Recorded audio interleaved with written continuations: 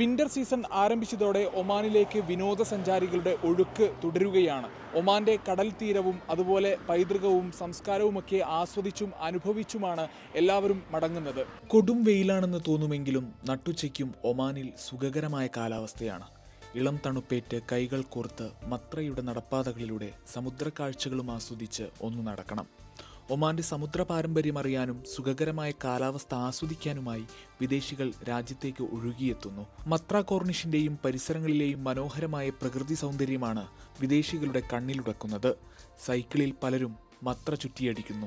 സ്വകാര്യ നിമിഷങ്ങൾ പങ്കിട്ടും അവയെല്ലാം ചിത്രങ്ങളാക്കിയും മത്രയുടെ തീരക്കാഴ്ചകൾ ഹൃദയത്തിലേക്കെന്ന പോലെ പകർത്തിയുമാണ് വിദേശ സഞ്ചാരികളുടെ മടക്കം.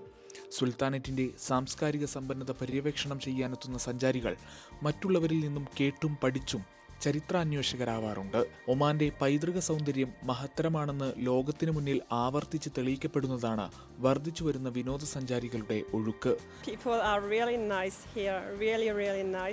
And it's very secure. That's why we really enjoy it. Secure. We feel really secure. മേഖലയിലെ അസ്വസ്ഥകരമായ രാഷ്ട്രീയ സാഹചര്യങ്ങൾ കാരണം ക്രൂയിസ് കപ്പലുകളുടെ വരവ് സംബന്ധമായി അനിശ്ചിതത്വം നിലനിന്നിരുന്നു. കപ്പലുകൾ എത്തുമെന്ന് പറഞ്ഞ് അറിയിച്ച ദിവസങ്ങളിൽ ക്യാൻസൽ ചെയ്തുകൊണ്ടുള്ള അറിയിപ്പ് ലഭിച്ചത് വ്യാപാരികളിൽ നിരാശയുണ്ടാക്കുകയും ചെയ്തു.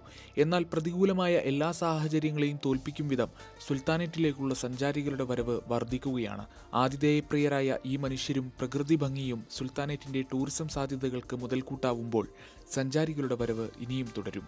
ഗൾഫ് മാധ്യമം, മസ്കത്ത്.